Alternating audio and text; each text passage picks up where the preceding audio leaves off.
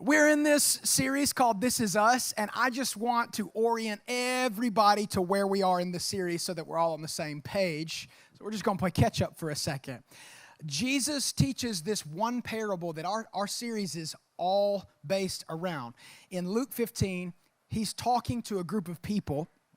And as he talks to this group of people, his audience is made up of like really, really religious, very righteous, almost selfish kind of people. And he realizes they have some issues with their theology. And so he uses Luke 15, verses 1 through 7 to help him out. He says, "Now the tax collectors and sinners were all gathering around to hear Jesus, but the Pharisees," those are those religious people I was just mentioning, "and the teachers of the law, they muttered, 'This man welcomes sinners and eats with them.'" I think that's how they sounded as they muttered. My spiritual imagination, you have to forgive me. "And then Jesus told them this parable. Suppose one of you has 100 sheep and loses one of them. Doesn't he leave the 99 in the open country and go after the lost sheep until he finds it? And when he finds it, he joyfully puts it on his shoulders and goes home. Then he calls his friends and neighbors together and says, 'Rejoice with me, I have found my lost sheep.'"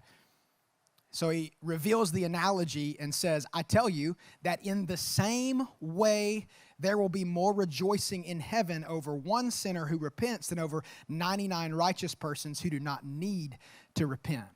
And so what he's saying is, hey, when something is lost, we're never mad at the lost object. If you lose your keys, you're not mad at your keys. Usually you're mad at you, because you're like, I know I put them right here and now they're gone. You just search and you keep looking until you find them and you're like, yes, I got my keys, now I can leave. These guys were people who were like, hey, we don't care if they're lost or not lost. It doesn't really matter to us. We just want our people, and that's all we want, and we just want to do life with who we're doing life with. And that's just how we see it. And we don't even think you should be eating with them, because it says now Jesus was eating with sinners and tax collectors. And so they were like, you shouldn't even do that. And so what he was doing is he's like, hey, to anyone who wants to follow Jesus, to anyone who wants to, in this group called the 99, we want you to still be focused on going and reaching the one. And so we've had this whole series to say this is who we are as a church, that we are very focused on the one. Now, we're a church both and. We're for the people who are found and in the 99, but we're also for the lost one who doesn't currently know Jesus. And he says that there will be more rejoicing in heaven. So a lot of times people will get this twisted. They'll be like, so God doesn't care about me? Now that I'm over here, God's just like, yeah, we don't really care that you're saved and you're in the kingdom. No. He still rejoices, but he's saying, guess what? There's other people who are not here yet, and we want to have a party when they decide to come home. We did the same thing for you when you came here, and this is awesome. This is how it works. In fact, Jesus did this with his own life. Last week I talked about the woman at the well. He literally leaves the disciples. He says, I'm going to leave y'all. Y'all go into the city and grab some lunch and bring it back to me, okay? Then he goes over here to a person who looks totally different than him, the woman who's sitting on the edge of this brick well, and she's the one that nobody wants to hang out with. Well, he kind of reveals various parts of her story, and as the narrative concludes, she realizes that's Jesus, the one I should be following, and she drops her water pitcher at the well, the very thing she came by. We'll just pick it up right here. She said, then leaving her water jar, the woman went back to the town, and she said to the people, come see a man that told me everything I ever did. Could this be the Messiah? And then it said, as all these people listened to her enthusiasm and her excitement and her passion, that many of the Samaritans from that town believed in him because of the woman's testimony. He told me everything I ever did. And so I just want to focus on this, that oftentimes when we are people who have already said yes to Jesus, you self-identify as the woman at the well, where you've had a private, personal moment with Jesus, and you're like, yeah, he did tell me everything I ever did, but he accepted me, and he saved me, and he transformed me, and I just so resonate with that. Yes, God, you leave the 99. It's reckless love, and you're all in. You know what I'm saying? But what I've noticed is that people don't oftentimes see themselves as the same woman who goes back into the city with all this enthusiasm and excitement, being like, I met a man named Jesus. You gotta come meet him too. I often see in my own self, I'm like, I don't know if I resonate with that part of the woman. I mean, this is a whole village that was so intrigued by her transformative story, but only because she told them about the story, that she mentioned Jesus, that she shared her faith, that she shared her story. And as she did that, that kind of attitude she had, wild exuberance, it led people to be intrigued and curious about this faith, this man named Jesus. And so here's what I want to do. I know. Let's just call it for what it is. You don't resonate with that part of the woman either.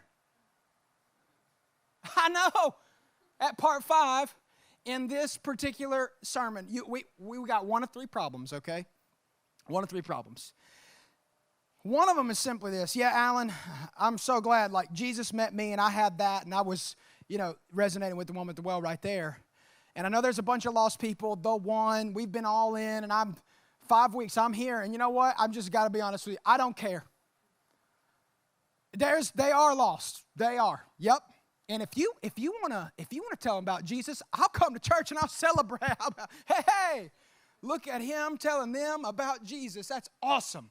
I will absolutely get on board with you. I'll clap at a video. I might share it on Facebook. I might go that far, okay? But honestly, I don't care. Like, it's not, I don't have the juice for this whole series. 2 would be, I don't know anybody who doesn't know Jesus already. And by the way, I want to let you know very transparently, I have been at both of those places before. Like, hey, God, I don't know what you want, even as a pastor. If they don't make it, they don't make it. I don't care today. I don't care. Okay, 2, I've been in places where I'm like, I look up around me and I don't know anybody who doesn't know Jesus. That I have now exclusively lived my life and hand-selected those who do know Jesus, and I only run in that lane. And I know that's a problem that we both share. And then 3 is I don't even know how. I don't know how to do this thing called, like, sharing faith, or the churchy word would be evangelism. Evangelism would be the churchy word. And I don't know how. And because of that, some of you have been on this journey, and the external kind of problem with it is like, I'm not a counselor. I don't have time. I'm jacked up as anybody, and I really don't want them to know that, I got to keep the appearance of this thing running, so. Oh, and I don't know what I'd say if they asked me a tough question, but then the internal problem is that you feel guilty for feeling that way or thinking that way. You kind of feel ashamed of like, man, but should I think different, and why do I have these emotions attached to these problems? I just don't care, and I don't know, or I'm so embarrassed that I don't have friends that know Jesus. I feel like I'm the only one. And so if you've been tracking with me, you've noticed I've given you some little take-home pieces. One of them was a lifesaver. Another one was a prayer card. Today we have invite cards. Invite cards right here, where you can give these to anybody and everybody, because August 1, we're going to 3 services. So we have invite cards because we're inviting the one into closer relationship with Jesus. But some of you are sitting there and you're like, Alan, I got to be honest with you. I was heading to a meeting, and my breath was kicking, and I ate that lifesaver. I'm just letting you know. Nobody got saved either. I just ate the lifesaver, all right? And that pray for the one card, I gave everybody a pray for your one. Yeah, that became my grocery list that night. I was like, I'm not praying for nothing. I'm milk, eggs, cheese, and this is going in the trash, Like, I might take one just to be cordial. Thanks so much. Yeah, and then just dump it off. And some of you might have like great issue with this whole idea because we don't resonate with the enthusiasm of sharing and making relationship with people who look so differently or think so differently than us. We have a hard time making relationship with the one. And I say, what if we just made it more normal? And what if it were easier than the way we think it is? And I want to encourage you just in the front side for those who are like, yeah, I do have all those problems. Like everything you mentioned, I have that. I just want to highlight that when Jesus gave his 12 disciples the very last commandment, it's Matthew 28, 19 and 20. He says, therefore, go and make disciples, baptizing them in the name of the Father, the Son, and the Holy Spirit, and teaching them to obey everything I commanded you until the very end of the age. Surely I'll be with you always. Listen to me. If Jesus, the Son of Man, looked at his 12 followers and he gave them that command and he left, he ascended into heaven, as in he was no longer physically present here on earth, that would mean that as he looked at them, he would be thinking, you have what it takes. You have been equipped. You have all the right stuff. I believe in you. I have confidence in you. Or if he didn't, he probably would have stayed. Oh, these guys aren't going to do it. It's all going to fall apart. God, if I don't stay here, I need a couple more days, okay? They're not going to teach, tell, nothing. But by the very admission that on the cross he says, it is finished, he's sealing it and going, they have what it takes. I believe in them. I have confidence in them. I believe that I can entrust them with the mission and they will accomplish the mission. Otherwise, he would have stayed. Am I making sense? It just makes sense for God, the creator of the universe, to do this, saying, I have entrusted these people with the great commission to lead people closer to Jesus. Who are we to distrust ourselves with sharing our lives with people who don't know Jesus if the very God of the universe says, I believe in you? We should have like, okay, God, I don't have all the answers. He said, I didn't ask you to have all the answers. I just asked you to lead people closer to me. However it looks like, and however you think it looks like. And so a lot of times we think that therefore go might be really difficult. Like we have to go on missions trips to third world countries, or we have to go to a really God-forsaken place and like reach people out there. And I just think it may not be that hard. Maybe God's sending us right here, right now. And so I want to just show you, I did do an outreach. I went to Mardi Gras back in 2011. I wasn't there, to throw it back. Although if you were, that's cool, that's fine. Some of y'all are like, boy, I went to Bourbon Street. Let me tell you what, back in the day.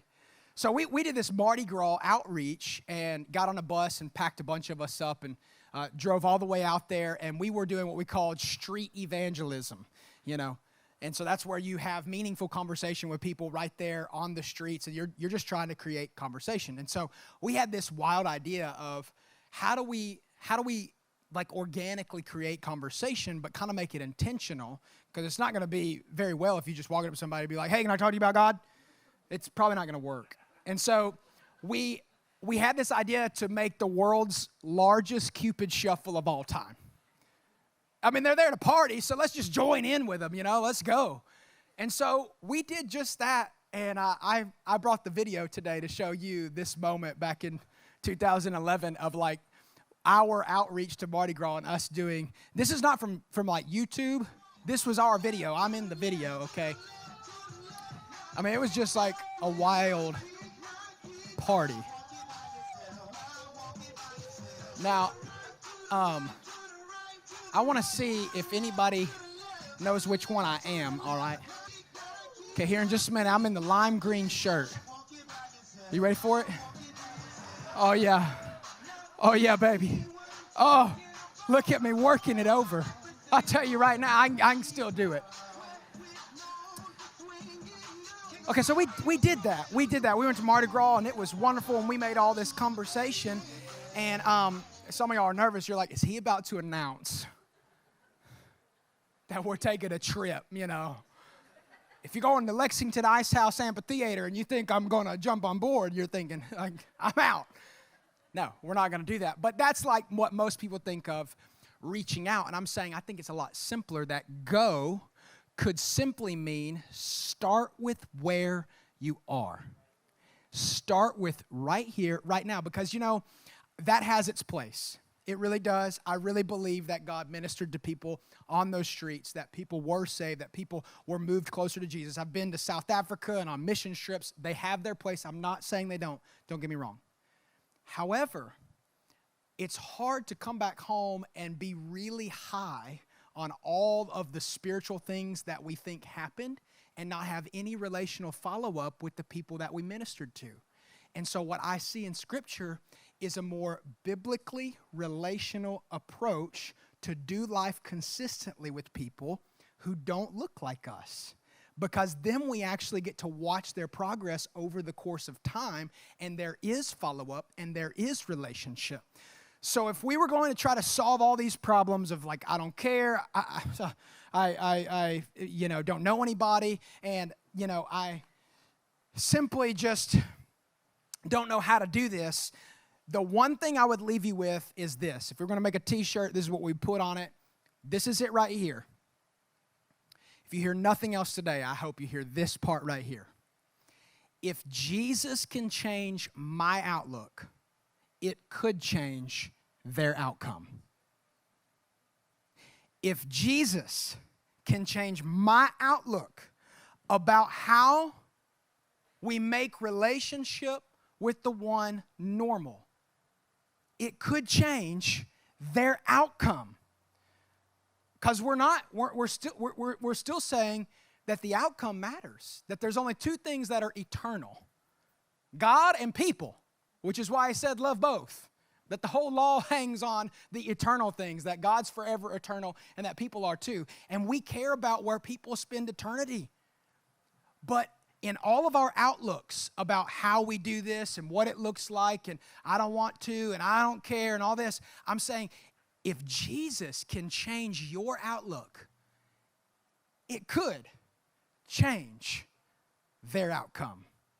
That's powerful, and that's the only thing in this message that I want to shift us to. Just one click in your outlook to make this easier and more normal and far more simple than what we might think it is.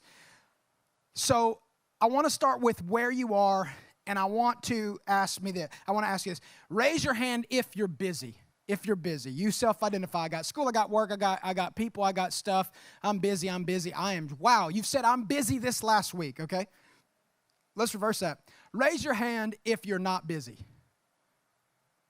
Oh boy, we got one. We got a couple. I'm about to stop the message and interview you guys on stage because we want to know. We want to know how you do that.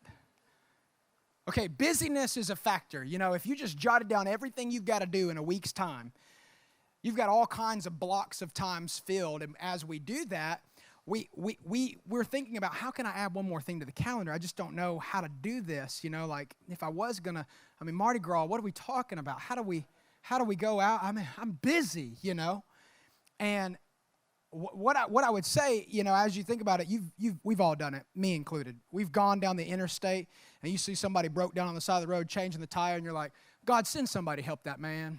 God, I got to go. I can't do it, but just send somebody to help that man. And that guy's sweating. He's been walking 3 miles. God, would you send somebody to help that man? And so I get that, and all I want to say is this, I want to look at what Jesus did. I'm going to hit you with some scripture rapid fire to show you this one scene of how quickly Jesus was spontaneously interrupted in a matter of a few hours. Matthew 9, verses 10 through 13. Listen to this. While Jesus was having dinner at Matthew's house. So get the table, dinner, all the food, the bread, the stuff, everything. He's having dinner at Matthew's house, and many tax collectors and sinners came and ate with him and his disciples. And when the Pharisees saw this, they asked, why does your teacher eat with sinners and tax collectors? And so they all come in while he's eating, and they interrupt the whole meal. And he says, it's not the healthy who need a doctor, but the sick. So he's saying, hey, I'm having a relationship with the one right now. But go and learn what this means. I desire mercy, not sacrifice, for I have not come to call the righteous, but sinners. Ready? A few verses later, Matthew 9:18, while he was saying this, his sermon gets interrupted. A synagogue leader came and knelt before him and said, my daughter has just died. Would you come and put your hand on her and she will live? So now he's eating dinner and that gets interrupted, and he's in the middle of a sermon and that gets interrupted. And a guy comes with a really big need and says, my daughter just passed away. Would you come? And Jesus says, absolutely, I'm there. And so he says, Jesus got up and went with him, and so did the disciples. So now they walk out of the house. They're walking through the marketplace, and now he's headed to meet this little girl who's 12 years old. I love verse 20, 2 words. Just then, a woman who had been subject to bleeding for 12 years came up behind him and touched the edge of his cloak. And she said to herself, if only to touch his cloak, I will be healed. So now he's having dinner, and that gets interrupted. He preaches a sermon, and that gets interrupted. He's headed to heal a 12-year-old little girl on mission, and then somebody snatches his cloak and said, I need you too. Nobody was busier than Jesus. And he just went where he was, right there in the moment, and he goes over, he heals this lady with the issue of blood. He goes to this man's house. He heals a little girl. And I love this next part because he walks out of the house. In Matthew chapter 9, I just find it, again, kind of comical. As Jesus went on from there, 2 blind men came and followed him, calling out, have mercy on us, son of David. You see how fast this is? He's like, I just wanted to eat my green beans, like. That's where I was, just a few hours ago. And in the matter of just this, he's been interrupted. And I think if it's us, we see all these little interruptions from people who don't know Jesus as difficult, annoying. It's like, I don't have time for you. I don't need to explain myself. Just go listen to Alan online or something. He'll figure it out, And here's what I'm saying. I'm saying that Jesus did not view interruptions by people as ruining his life. He viewed these little interruptions as invitations by God for them in their life to lead them closer to the heart of the Father. That every little interruption is actually an opportunity to help someone, to mold someone, and to lead them in relationship, whatever that looks like, closer to Jesus. Because listen, everybody's got a relationship in some capacity with faith. Their relationship might look very negative because they don't like the idea of having faith, but their relationship with the subject of eternity and Jesus and faith, they have some cultural contact. All I'm saying is we're going to lead them a little closer. If you change and Jesus changes your outlook, it could change their outcome. So Jesus just lived like this, and it said Matthew 9, 35 through 38, Jesus went through all the towns and villages, teaching in those synagogues, and as he went, proclaiming the good news of the kingdom and healing every disease and sickness. And when he saw the crowds, he had compassion on them because they were harassed and helpless, like what? Like sheep without a shepherd. So we see Luke 15 come right there into Matthew 10, and he would say this. Then he said to his disciples, the harvest is plentiful. There's so many people. The harvest, it's a lot. And there's people who are out there in an analogy who are ready to be picked. They're ripe. And he said, but the workers are few. So few of us are doing this. He said, therefore, ask the Lord of the harvest to send out workers into his harvest field. And so he decided, I need to teach these guys how to do this, and I need to give them some practice reps so that they're going to be doing this the rest of their life. And so he kind of holds like a Mardi Gras mission trip locally, if you will. And what he does is he calls his 12 together. Okay, he calls 12 together, and it says, then these 12, Matthew 10, 5 through 8, then these 12 Jesus sent out. He sends them out with the following instructions. Do not go among the Gentiles or any town of the Samaritans. You don't have to go far. You don't have to go to every village, and it's 50 miles from here.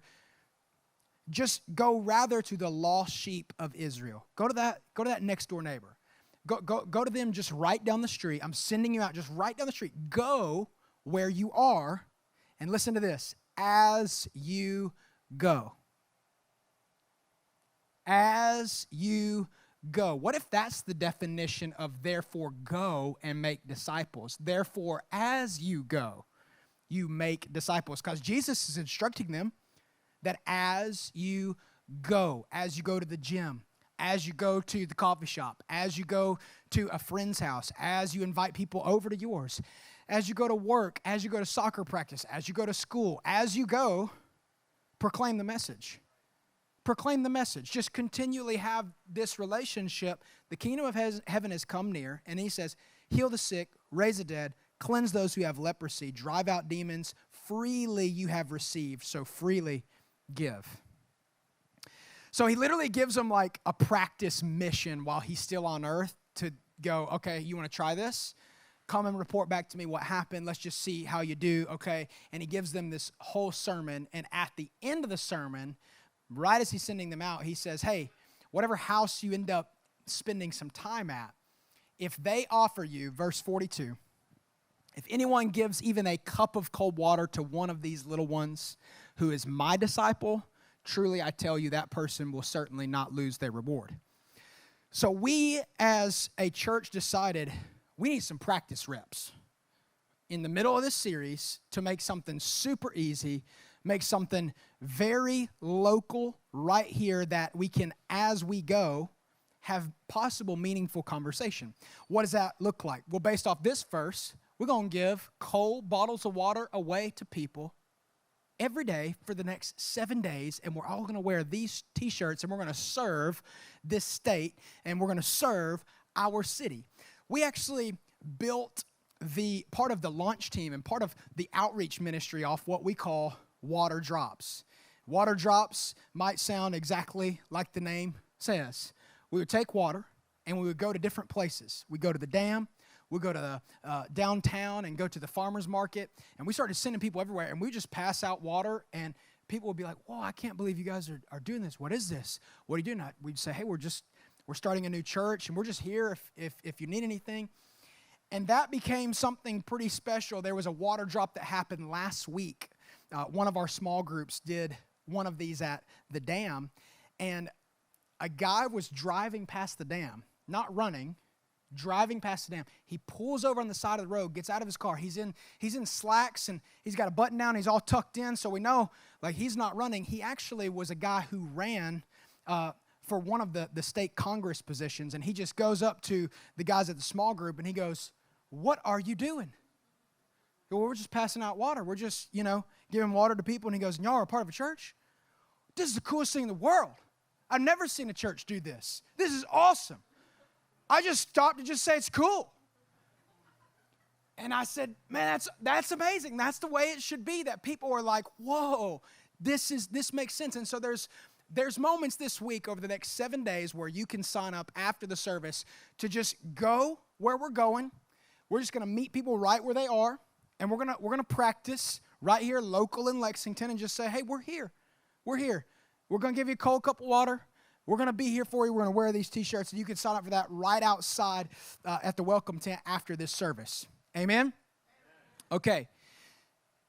Because in order to get better at the interruptions that you don't plan personally, I have to plan some interruptions for you to practice on those getting easier for you in your life. But I want to weaponize you with a couple of practical steps. There's times in a church's life where the congregation needs a diet of preaching the paint off the walls. And I'll do that from time to time. There's times where we need to talk specifically about one particular subject, and we need great teaching. And then there's certain series that are just super practical. That's what this series is.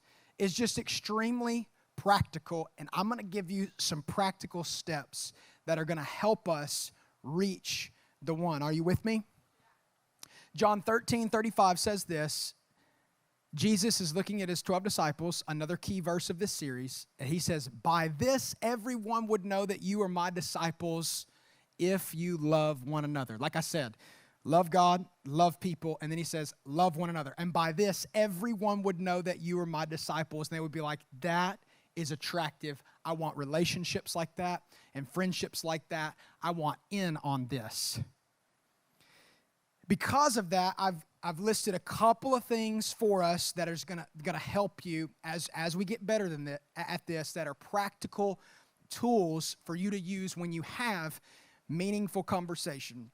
Step one is this: identify Who is your one and where are they at? If you ate your lifesaver, we can get you a new one at the end of this service, okay? Get your new lifesaver. Step 2, invest. What is your next steps to love them? If Jesus said they'll know by your love, then we want to get better at love. But love is like this dubious concept. It's like, what does that mean? So if I just, let's go love, you're like, okay. Like, do you got any help, in doing that? I just need some help. I do. I'm so glad you asked. Today I have an acronym for you. The acronym is LOVE. Just practical steps for you to love better. Let's say you're in a conversation with your one. You've identified it. Who is your one? Where are they at? Go where you are. Find them in your unique sphere. And then you get into conversation with them. L, the way you start loving people is to listen with your ears. This is a perfect place for you to pull out that little phone and just jot some things down. I really enjoyed writing this, and I would love for it to last. Okay, listen to what they're saying. So here's what I want you to do. When you're in conversation with people, you may not have turned your ears to really listen. It's hard for all of us to really listen to what people are saying. People are giving clues in what they say in their sentences. There's trigger things you got to be able to pick up on so that you can help them. Because honestly, I think a lot of people are testing the waters. Can I reach out and cry for help? Are they listening to what I'm saying? And some of your trigger things might be, let's say you're just hanging out, and this person says, boy, man, work has just been so tough these last few weeks. I work for a God, I'm just telling you. Okay, that's something that they might be slowly opening up, saying, oh my gosh, I'm dealing with something, and you can listen to them. They might say, man, it's just been, wow, it's been hard going home these last few days. Well, what does that mean? I think that's a good follow-up question. What do you mean by that? You see what I'm saying? But you're just listening, okay? And as you listen, you're listening for all these moments. Hey, man,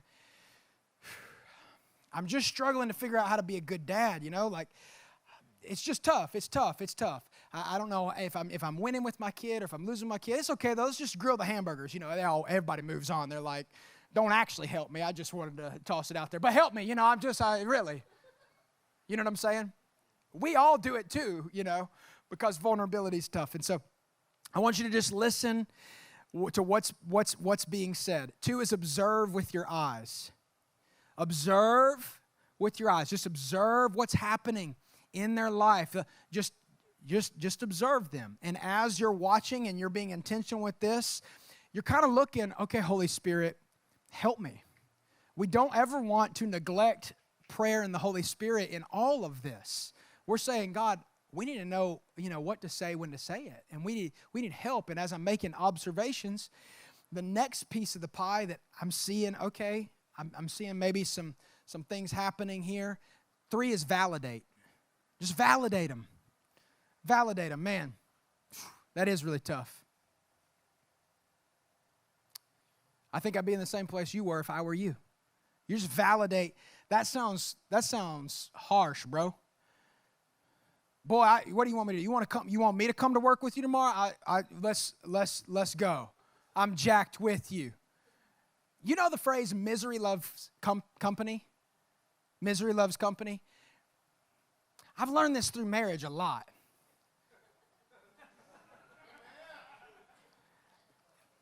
No. Men, you know what I'm talking about. You aren't supposed to fix it. You just got to sit in it for a minute. You just got to sit in it for a minute. Because if you go to problem solve right here, it's going to be a rough night, all right? We're not fixing nothing. We're just like, okay, I know my role. Sometimes I ask, I'm like, Amanda, do you want me to fix this? Or do you want me to just cheerlead? You want me to bandwagon the pain? Yeah, that is stupid.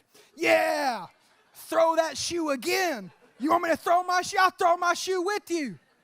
Yeah, I don't like them either. I don't even know them. Yeah. You want me to yell with you? I'll yell with you. People just love validation. They just want to be heard and know, like, am I crazy? Am I out of my mind? You know, and so I just want you to validate them. And then 4 is encourage them. Encourage them. That regardless of what it is, you're trying to say, hey, I know it's tough. I get it. I see you. But you know what I see in you? I see somebody who really wants to do the right thing. You know what I see in you? I see somebody who's committed. I see somebody who's gritty. Against all odds, I've seen you still step up to the plate. You know, I think you are a great dad. Because in all the little moments when you could have flown off the handle, I've seen you do the opposite, man. You see what I'm saying? You're just encouraging them. Here's what you don't do. Well, if you just come to church every week and get baptized and know Jesus, it'd be fine. Sinner. Go get my Bible. Sleep on this, okay? Sleep on it. It'll be osmosis. You know what I'm saying? And so that's what you don't do, right? We're trying to love them, and when you're investing in relationship with the one, what is your next steps to love them? And then 3 is this.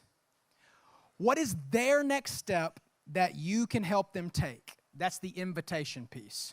Okay. For some people, you're at the point, and this is why I say you have to use your discernment and what the Holy Spirit's given you to invite them to church. Some people are ready for that, okay? Y'all are going to think this is heresy, and you're going to blink when I say this next phrase. You have to know in the people that you're doing life with that they may not come yet. They may not be ready. So your invitation isn't necessarily to come to church.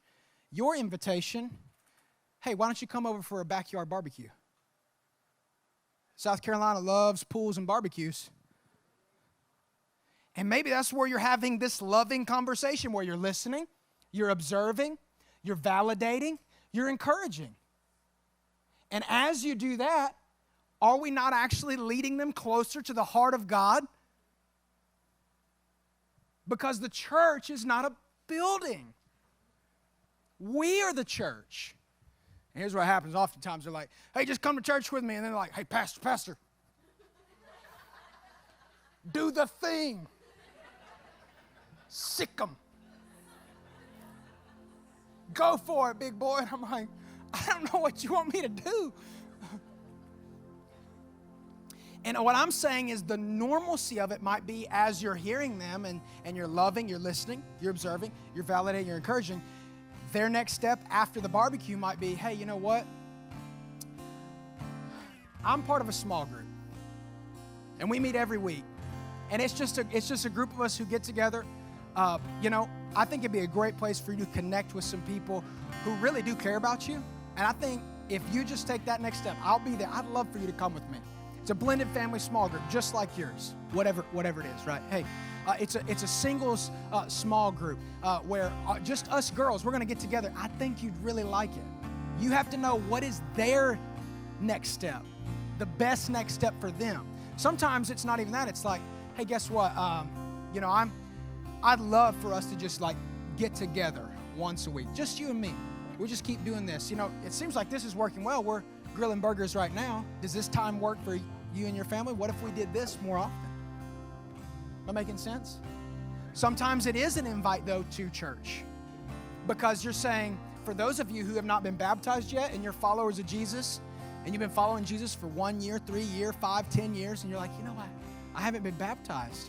Or maybe you just said yes to God, and you're in that camp too, and you haven't been baptized, and you identify as a Jesus follower. You say, oh man, we're actually having baptisms next Sunday. Next Sunday, we're having baptisms.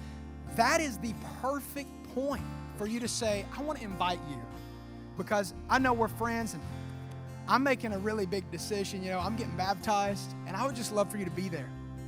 I'd love for you to be there and watch that moment. My family's coming, the aunts, the uncles, everybody. Would you come? I'd love for you to be there. And you invite them to show them what God's been doing in your life. Get it? So the invite process, I don't want you to just think I'm screaming at you and going, hey, just use the card and invite the world. I'd love for you to invite people, right? But you have to make sure that they're at the step that they need to be at and that is the relational process. Because Paul said this, that he gave some to be apostles, pastors, preachers, teachers, evangelists, prophets, to equip people to do the work of the ministry. That we are the church, and wherever we go, we are the church with people, and we lead people closer to Jesus. That's how you make more and better disciples. So I wanted to give you 3 examples of what this looks like, of different ways that I've done it, because I have empathy for everybody who's committed to this process, who's like, man, I'm there, I'm trying. I have empathy for you because I understand, like, it's hard to guide in this, because I've screwed this up big time before, okay? I'm just going to be honest with you. And I had not told this story because I was embarrassed at one point, just because of the way it even sounds coming out of my mouth here. When I was 13, I was in a band with a group of guys. There was 5 of us, and 4 of us were Christians, and 1 of us was not.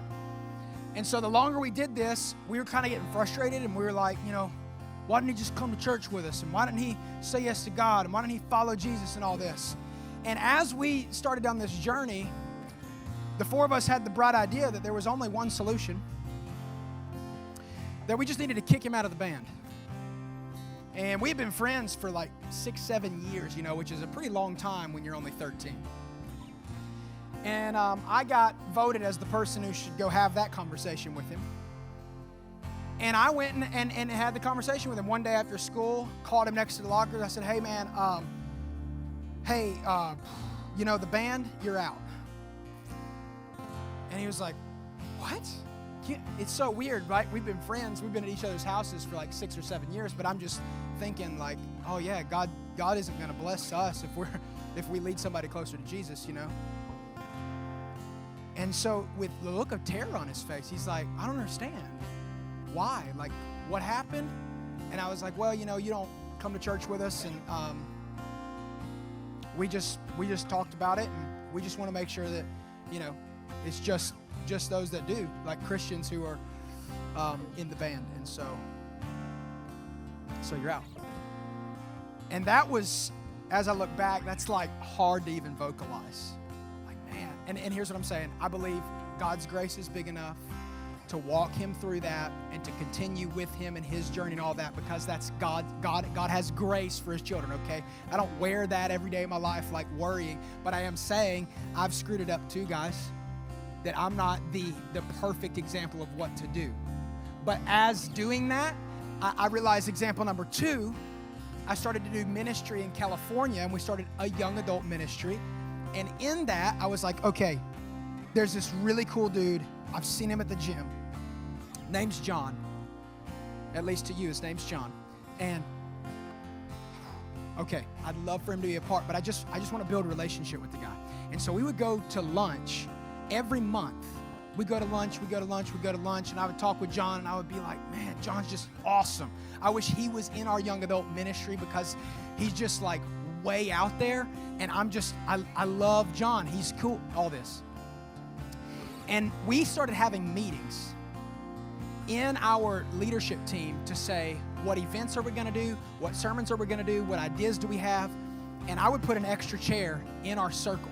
I pulled a chair up one day, and there was 5 of us, and I pulled a 6th chair up. They said, who's that? And I said, that's John. That chair's for him, because everything we do, I want to think, would John be a part of this? What would John think about what we're doing? Would John come to that event? Would John be a part of that sermon series? It makes sense? And so we started doing this. I'm telling you, over 4 years, going to lunch with John and all this, he didn't come to a church service or anything, not more than 5 times, okay? I leave, we move here, and within, a year and a half of us being here, I see it on social media that John gave his life to Jesus, and now he's following Christ. And at one part of me, I was like, man, this is awesome. The other part was like, I worked for that, okay? You couldn't have done that while I was there, And this is what the scripture talks about, that some plant seeds of faith. That some of our job with certain ones is simply just to plant a little thought in their mind about God, to help move them closer to Christ and get them thinking. We don't know what they're thinking about when they lay down at night, when they're driving, when the pain hits. We don't know. That some water that seed. Some plant, some water. And as they're watering, they're just encouraging. And I know some people did that for him. And then there are certain ones who actually get to see it take place. They get to see the harvest. They get to see somebody say yes to Jesus. And so I've screwed it up. I've been on the end of it where I don't get to really see it because I moved across the country, right? And that'll be you in some people in life, that you'll plant the seeds of faith. You might water them. And you'll never actually get to see it, but you'll know that you did your part to be in relationship with the one, loving them, listening, observing, validating, encouraging. Example 3. Did the same thing with 2 other guys, Robert and Mark. I called Robert this week and I said, I texted him, I texted Robert and I said, hey, I'd love to share your story. Can I share it? Is there any part of your story that you might be uncomfortable with me sharing? And he said, no, I really believe that my story and our relationship is meant to help people, and I believe God will use it, so you can share my story. So I started going to lunch with Robert, and he had exposed that he had dealt with homosexuality for years. There were certain layers of his story that were just, in his own words, just really painful. And so we were talking, and he was kind of interested in faith, but not at all. And so he was here, right? He was just in the in-between. And so I just kept working with him. And his brother, same kind of thing. He was, kind of back and forth with faith. And Robert said at one point he might have been agnostic, so not full-blown atheist, like I don't believe, but just kind of like, I don't really know what this is all about anyway. And so as the story of them would wear on, they kept coming. They were consistent people who would be like in small groups and coming to services. We'd keep going to lunch. And so there was this one particular moment, and all these are special, okay, but there's some that just stand out to you because of what God does in the moment. The last month I was in Visalia before I moved here, we took a camp of 150 young adult students up a mountain to have a 3-day young adult camp. And we baptized people in the belly of Yosemite River. So the Merced River cuts through Yosemite Valley, and we baptized people in snow melt water. It's 50 degrees, And so I'm baptizing these young adults, and Robert and Mark walk in the water together. I want to show you the picture right here. Robert's in the middle, and you just see the emotion of the moment.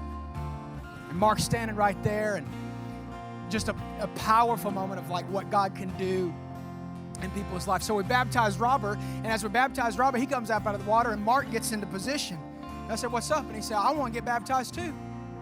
And so Robert, soaking wet, turns around, and Mark and I are talking, and we just got to baptize both of these people right there and see the full story of what happens as we continually make relationship and watch God do all the things in somebody's life. So here's what I'm saying. You may have screwed it up just like I did, and you're not over. It's not done. Your story with other people is not finished. You might invest in certain people that you may not ever see the full circle of that moment, but you had a part to play in the story of their life. And if you change the outlook, then you can change the outcome. And the outcome is still what we're all about. It's just our approach to getting there. But then there are those moments when you're the person who gets to say, I was there for that one. I got to see what God did. And that is the picture of the future that I paint for all of us. To say, what would it look like for you to be somebody who does get to baptize the person in your life who's your one? How amazing would that be if you're like, God, I'm praying for that, and this is amazing, and I'm just leading them closer to Jesus every step of the way. That right there, you'd be like, Alan, we can sing Kumbaya, and I'll figure it out. You know what I mean? I don't care. I'm I don't care about worship tunes anymore or how we do it. But that moment when I got to see this happen behind the scenes, and I was at breakfast and coffees and lunches and dinners, and I was in relationship, and I watched somebody come to know Jesus because my outlook changed on how we do this, and I just made it normal, and then I saw their outcome change. We can sing whatever song you want, and I will get behind it and worship because I see that we are making disciples and baptizing them in the name of the Father, the Son, and the Holy Spirit. That's the preferred future that God has for His church. And that's where we're headed. Would you stand with me this morning?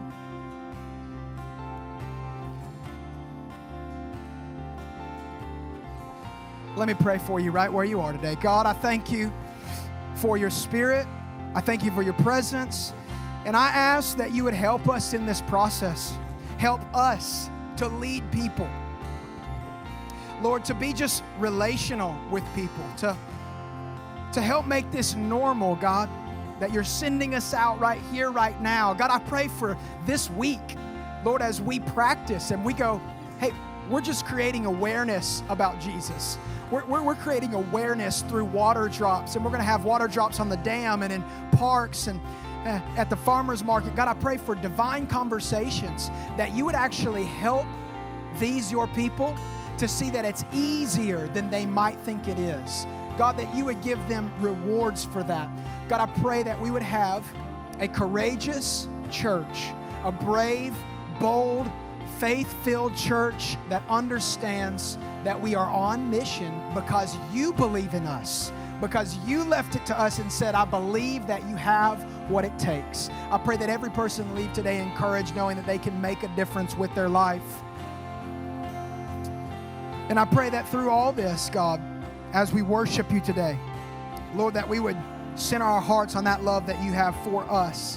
And that love should extend to every person, both who do already know you and need more of it, and those who have never had a relationship with you and need it for the first time.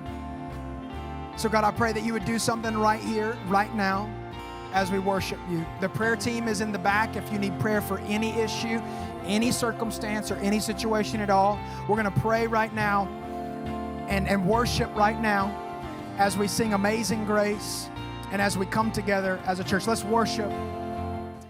Thanks for watching. Head over to vividchurch.com so that you can stay updated with all things Vivid Church. Join us in person or online for one of the services so that you can be a part of our Vivid Church family.